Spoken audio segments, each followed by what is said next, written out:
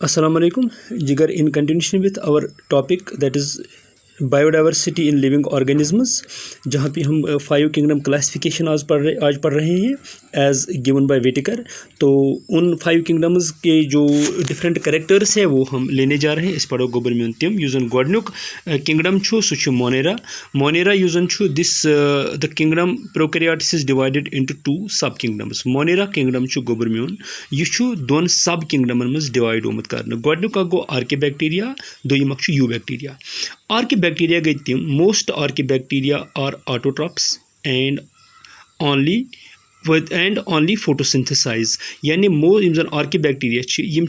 अक्सर ऑटोट्रॉप्स, यम पनुन गज़ा पान बनावन by the process of photosynthesis. They derive energy for metabolic activities from oxidation of chemical energy resources like ammonia, methane etcetera. यह जन Yemen energy पन जरूरत पन लाइफ मेंटेन तो सस्टेन करने खतर सह तम कर डिराइव केमिकल सोर्सों पे, मसलन तम मेटाबोलाइज कर अमोनिया या हाइड्रोजन सल्फाइड या मीथेन। समझ आओ गोबर में। तो यम जन आर्के बैक्टीरिया यह depending upon the modes of nutrition, they are divided into 3 groups. गोडन्युक ग्रुप मिथेनोजेन्स। मिथेनोजेन्स गई तम they make methane as a result of metabolic activities. Methanogens गई तम बैक्टीरियाज यम जन मीथेन गैस प्रोड्यूस करन। अगर तुम वो क्या दपान यहन हैबिटेट्स मार्शी एरियान मज या कैंचन एनिमलन हंदन अंद्रमन मज मसलन गुड़न हंदन अंद्रमन मज। अगर तुम वो या गोबर गैस कर प्रोड्यूस गवन वगैरह यह अंद्रमन मज दोयम थर्मो एसिडोफिल्स। यह जन एज नेम सजेस्ट, थर्मो गो हीट, एसिडो गो एसिड, फिल्स गो लाइकिंग, यानी तम बैक्टीरिया यम जन गर्म तो एसिडिक एनवायरनमेंटस मज रोजन। यूजुअली तथ एनवायरनमेंटस मज यमुक pH 0.7 पे 3 तामत तिमन वन यम गई थर्मो एसिडोफिल्स। तो यम जन they favour hot and acidic environment and use hydrogen sulphide as energy source. यम बैक्टीरिया यम जन आर्के बैक्टीरिया यह ग्रुप यम जन वन थर्मो एसिडोफिल्स, यम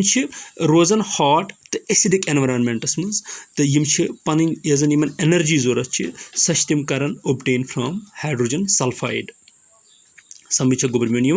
अम पे ब्या halophiles. Halo as the name suggests, halo means salt and philes means liking sorry. यम गई तम बैक्टीरिया यम जन साल्टी एनवायरनमेंटस मज रोजन, अल्कलाइन या अल्कलाइन एनवायरनमेंटस मज रोजन। They grow in salty environment और अल्कलाइन एनवायरनमेंट। यम जन मोस्टली यम बैक्टीरियाज यम जन आर्के बैक्टीरिया यू ग्रुप हेलो क्या कहते हैं इसको, हेलोफाइल्स बेटा, ये रहते हैं। इनका जो मतलब हैबिटेट है, जो मतलब ग्रेट सॉल्ट लेक है, या क्या कहते हैं बेटे इसको, जो डेड सी है उसमें पाए जाते हैं। तो अम पे गोबर में ब्या जन वन यू bacteria they have outer cell wall that surrounds plasma membrane, they have cytoplasm, ribosomes, but membranes enclosed bodies are absent like nucleus etc. A circular strand of DNA is present. You bacteria गई तम bacteria यानी kingdom Monera तम bacteria, तम unicellular organisms Yemen मज cell wall आसान, Yemen मज cell wall आसान यह जन प्लाज्मा मेम्ब्रेन निबर किन आसान यम ते प्रोकैरियोट्स। समझ आओ गोबर में यमन साइटोप्लाज्म आसान, यमन राइबोसोम्स आसान, मगर मेम्ब्रेन एनक्लोज्ड बॉडीज यम जन मतलब डबल मेम्ब्रेन सेल ऑर्गेनिजम पन्नी मेम्ब्रेन्स आसान तम यमन मज एब्सेंट आसान। न्यूक्लियस यमन मज वेल डिफाइंड आसान कहीं। यम जन बैक्टीरियाज आसान depending upon the shape of bacteria, शेपन हंदिस बुनियादस पे यह जन क्लासिफिकेशन आम सह बेसिले गई रॉड शेपड, यानी लैक्टिक बेसिले जामुत दोद जेवरान यह कि खुद एरो उतनस गोबर में। कोकाई गई तम बैक्टीरिया यम जन मतलब स्फेरिकल मोस्टली यह इंटेस्टाइन मज ग्रो कर। सुपायरलम गई यम जन सुपायरल विब्रो गई यम कॉमा शेपड। समझ गोबरमेन यम नाव यम जन तुम बेसिलाई कोकाई स्पाइरलम विब्रो यम सारी ग्रीक लैंग्वेज मज डिराइव आमित कर तो ये जन इंग्लिश ट्रांसलेशन यम साइड मे वोन तुम गोबरमेन the bacteria are classified as gram positive and gram negative bacteria वो सा गोबरमेन यह क्या गो चूंकि यम जन बैक्टीरिया यूनिसेलुलर ऑर्गेनिजम्स यम सिर्फ हेकान माइक्रोस्कोपस तल वुचित तो माइक्रोस्कोपस तल यूनिसेलुलर ऑर्गेनिज्म वुचुन पत्त तम सज क्लासिफिकेशन दिन सो अलग अलग कड़न वारिया ज़्यादा मुश्किल अम खतर टेक्निक ये जन सेलन पे रंग दिवन वारिया मुश्किल किस्मिक रंग यह सा यह अवेलेबल तो यमो रंगों मज स्टेन गो रंग एक डैनिश साइंटिस्टन यम जन नाव अलेक्जेंडर ग्रैम परहैप्स तम दुत ना हेनिस ग्रैम तमिस नाव तम बनो रंग अमि रंग सह रंग दिवन यम बैक्टीरिया वजिल गसन स्टेन कर रेड तिमन वन यम हसा गई ग्रैम पॉजिटिव तो तम बैक्टीरिया यम न स्टेन गसन रेड कह तिमन वन यम हसा गई ग्रैम नेगेटिव समझ आवा यह ब्या क्लासिफिकेशन इन बैक्टीरिया अम पे गोबरमेन दोयम ये वन किंगडम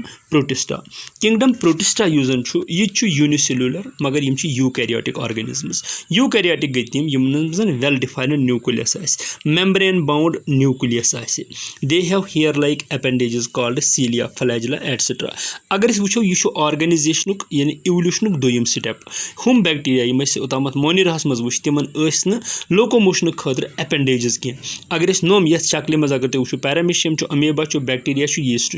इन सारे अगर तुम यह सेलन पे मस हूँ कुन ज्यूठ कुन न्युक न्युक इस न्युक न्युक इन वन सीलिया इस ज्यूठ यह फ्लैजिला फ्लैजिलू सिंगुलर फ्लैजिलम गो विप यह जन छांट टांग वलिस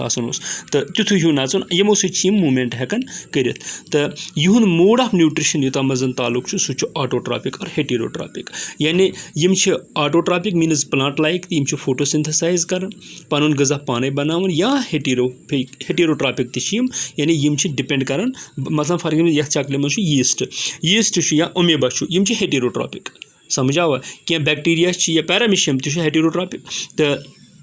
गोबरमेन यह जन यह अत मज यह सा यह क्लास यमन जन वन प्रोटोजोन्स गई प्रिमिटिव एनिमल्स यमन जन animal like habits animal like functions यम गोबरमेन यूनिसेलुलर यम सॉलिटरी गो मतलब यम हेकन कुनी जन और कॉलोनियल यम कॉलोनियन मज बॉडी यह जन यह नेकड या कवर्ड बाय शेल्स तिकाज यिल तुम गोबरमेन ब्रोह कुन पढ़ियो यमन यह सा यह ऑर्गेनिजमन हज कैरेक्टर्स शेल्स क्या हार्श एनवायरनमेंट नश बचने खतर योतम जन यह बॉडी शेप हूँ ताल्लुक body shape may be irregular spherical Oval etcetera तो यह सा यह साइटोप्लाज्म यह चूँकि यूनिसेलुलर ऑर्गेनिज्म यह डिवाइड दोन हिस्सन मज गो आउटर यस वन एक्टोप्लाज्म ब्या गो इनर तथ वन एंडोप्लाज्म इनर साइड यह मजस कुन सह थोड़ा गनर सान नब्रुम तनर सान लोकोमोशन गो अक जाय पे बेस जाय गन पकन खतर सीडोपोडिया सीडो गो फॉल्स पोडिया गो फीट बे ग्रीक टर्म तो फॉल्स फीट या फ्लैजिला फ्लैजिला गो जूठ यानी छांट हूँ कशर पे सीलिया गो न्युक न्युक हेयर ग्रोथ यह जन तम मूवमेंट कर तिज मूवमेंट यह बॉडी मूव गसन nutrition heterotrophic asexual reproduction by fission तो यमन मज सेक्चुअल रिप्रोडक्शन तन जायन वुचन यह जन special type of sexual reproduction गोबरमेन तथ वन तथ फिशन गो अक्सी सेल गन जो टुकर तो तथ हिस्से तथ बन आइडेंटिकल यानी ऑर्गेनिजम्स तो सेक्चुअल रिप्रोडक्शन ताल्लुक यूताम जन यहून सह special type of sexual reproduction यह जन वन कंजुगेशन यथ मज दोन ऑर्गेनिजमन हूँ तम नज़दीक नज़दीक कंजुगेशन मज तिहुंद जेनेटिक मटीरियल फ्यूज गसन अकिस अक दैट इज कॉल्ड कंजुगेशन दो it is a primitive type of sexual reproduction तो अत यह सा यह प्रोटोजोन्स यमन गोबरमेन 5 क्लासेस तथ अकिस वन मेस्टिगोफोरा बेस वन यह सा यह स्पोरोजोआ बेस वन सीलिएटा बेस वन सुक्टोरिया तो यूतम जन मेस्टिगोफोरो ताल्लुक यमन लोकोमोटर्स फ्लैजिला फॉर एग्जांपल मतलब युगलिना अगर तुम यह न्यूल यूज ग्रीन यह फोटोसिंथेसाइज कर तो अमिस अगर तुम वो यह जूठ यह छांट हूँ अत वन फ्लैजिलम अम सह गोबरमेन यह सा यह लोकोमोशन कर ब्या पिंक कलर अमिस वन Trypanosoma mostly disease carrying protozoans Sarcodina मज यह दोयम यह जन यहुंद क्लास तथ तिमन मज मशहूर यम जन वन ओमेबा ज़्यादा सारी खुद ज़्यादा स्टडी करने आमुत या स्टडी करने इन वोल प्रोटोजोआ तो यह वारिया डिजीज़ अम सत खास कर डिसेंट्री जन गसान स्पोरोजोआ गई तिम प्रोटोजोन्स यमन मज यम आसन कह यह लोकोमोटिव ऑर्गन्स आसन कह सॉरी लोकोमोटिव एपेंडेजेस आसन न कह यमो मज इंपॉर्टेंट वन प्लास्मोडियम गो सू यम सत अल्लाह ताला कर मलेरिया गसान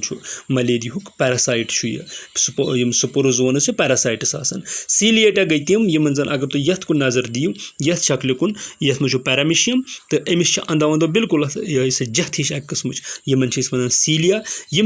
कंटिन्यूसली मूव आसान कर तो यह अमिस पन्ने लेवल पे लोकोमोशन करनस मज मदद दिवन सक्टोरिया यानी तिमन मज आसान यमन मज लोकोमोटिव ऑर्गन्स आसान कह फॉर एग्जांपल इफ्लोटा यह सा यह प्रोटोजोन तो यह अमिच एग्जांपल अम पे गोबर मेन दोयम ब्या किंगडम यह जन तथ त्रेयम किंगडम रादर फंजे गई तिम ऑर्गेनिजम्स यम जन इन बिटवीन प्लांट्स तो एनिमल्स ना तिम प्लांटन ही कैरेक्टर्स ना तिम एनिमलन ही कैरेक्टर्स तिमन ब्लेंड ऑफ कैरेक्टर्स प्लांटन ही कैरेक्टर तिमन मसल फंगस लाव येतनस लगन हेडर तुम वुचमुत या चोट या सिनिस लाव लगन या कुन जाय खसान they are simple non green plants लिखित मगर they are plant like actually तो यह गोबर मेन some fungi are parasites and some are decomposers and many are saprophytes यम जन यम फंजे यमन दोयमन लफ्जन मन अपरचुनिस्टिक येतनस तीम पन गजा मन पन फेवरेबल वुचन माहौल ततनस यह सा यह ग्रो गसान तो फंजेज में एग्जाम्पल जन तमें वुच मशरूम हेडर या लाव लगन वारिया फंजे यम जन पैरासाइट्स आसान वारिया फंजे सठा फंगल डिजीज़ करन यह सा यह एनिमलन मज या प्लांटन मज खास कर स्कैब चीज़न सान चूंटन लगन तोमलस दानस लगन या इंसान फंगल डिजीज लगन they may be unicellular like yeast और filamentous like most of the other fungi the filamentous fungus is called mycelium and it has several thread like structures called hyphae तो यम जन यमन फंक्शन हुन ताल्लुक unicellular तो multi cellular तो yeast अगर तुम गोबर में वो बेकरी वलिस नश अगर तुम गो तमिस यीस्ट पाउडर तमिस लगन सर डबल चोट बनानस तो यमो मज तह मतलब यम मल्टी सेलुलर फंजे तम मज यह सा फिलामेंटस स्ट्रक्चर तथ वन mycelia and mycelium rather and it has several thread like structures called hyphae cell wall of fungi is made up of chitin and cellulose अड़ काइटिन तह पड़न तो यह जन यह सेल वॉल हार्ड सह बन अमे चिटिनच बे cellulose the reserve food is in the form of glycogen यह फंक्शन मज फूड रोजान स्टोर सह रोजान in the form of glycogen क्या यह जन यह एग्जाम्पल यह जन फंक्शन ब्रेड मोल्ड या मशरूम तो यम फंगस यम जन यमो मज एडिबल्स कह पॉइजनस कह डिजीज कैरिंग अम पे गोबर में इंपॉर्टेंट टर्म यमन जन वन लाइकन्स कम गई लाइकन्स गई they are the symbiotic association of blue green algae with fungi the algal component is called phycobiont and the fungal part is called mycobiont यानी यह सेमीबायोसिस गई सह चीज़ यथ मज ज ऑर्गेनिज्म युकवट रोजन तो दोशवनी वात फायदा समझ आवा गोबर मेन यानी यम जन अख फंगस तो बे यह सा यह एल्गा युकवट रोजन तो तथ तम प्रेजेंट कर तम स्ट्रक्चर तथ वन लाइकन्स समझ आवा तो अत ज कंपोनेंट फंगल पार्ट यह जन तथ वन फाइकोबायोट तो हथ वन माइकोबायोट फंगल पार्ट यह जन यह कर एब्जॉर्ब साल्ट यह कर यह सा बे मिनरल्स एब्जॉर्ब तो यह जन एल्गल पार्ट सह कर फूड प्रोड्यूस इसलिए यम अकिस मदद कर अकिस एसोसिएशन मज रोजान तो यह सह association in this association the role of fungus is to absorb water and minerals and function of algal part is to prepare food and supply to fungus वो गोबर मेन यम दोशवे युकवट रोजान फंगस जन सह कर एब्जॉर्ब वाटर मिनरल्स तो साल्टस तो बे यह सा एल्गल पार्ट सह प्रिपेयर कर फूड फंगसस फूड मिलान हमिस मिलान यह सा यह वाटर तो बे न्यूट्रिएंट्स तो इस कन सिम्बायोसिस तम पे गोबर मेन ब्या किंगडम यह जन चूरिम यह जन वन किंगडम प्लांटी यम वराई न शायद तस्वुर लाइफ हुंद यम प्लांट किंगडम वराई it includes multicellular organisms except the primitive algae they are eukaryotes यम जन प्लांट्स यम यूकैरियोट्स यानी यमन मज well defined nucleus cell wall consists of cellulose योतम जन यह सेल वाल हुंद ताल्लुक सह सेल्यूलोज बनीम a mature plant cell has large vacuole for storing food in the form of storage अगर तो याद आस गोबर मेन यम साथ सेल स्ट्रक्चर पोड़ तम सात वो मे प्लांट सेल मज वैक्यूल आसान तम वैक्यूल फंक्शन पज तो यह जन फूड स्टोरस मज इंपॉर्टेंट फंक्शन करान they have double membrane organelles plastids तो यह तमें वोनमुत तथ लेक्चरस मज अगर तो याद आस स्कूलस मज पोड़मुत सेल प्लास्टिड्स गई तम यमन मज यह सा यह ग्रीन पिगमेंट्स आसान क्लोरोफिल यह सा यह सम फोटोसिंथेसिस गसान दे आर कॉल्ड प्लास्टिड्स यमन डबल मेम्ब्रेन आसान some plastids have photosynthetic pigment called chloroplast यमन मज प्लास्टिडन मज आसान पिगमेंट तथ वन क्लोरोप्लास्ट अड़न मज जेंथोफिल अड़न मज मोस्टली यम ग्रीन प्लांट्स आसान तिमन मज गोबर मेन आसान क्लोरोफिल दे आर ऑटोट्रॉपिक गो पन गज़ा बनावन पाने फोटोसिंथेसिस करान देयर ग्रोथ इज इंडेफिनिट यानी प्लांट ग्रोथ यह चपोर यपर तो लंजि कड़ान मुलो किन पकान तेहरी किन पकान लंजो कि पकान that is called indefinite growth तो यह जन बॉडी यह रेगुलर आसान कि इरेगुलर आसान कह लंड मोट गसान तिहुर गसान अकन मूल आसान बेन that is called irregular body अम पे गोबर मेन किंगडम एनिमिलिया यह जन पूंचम किंगडम दे आर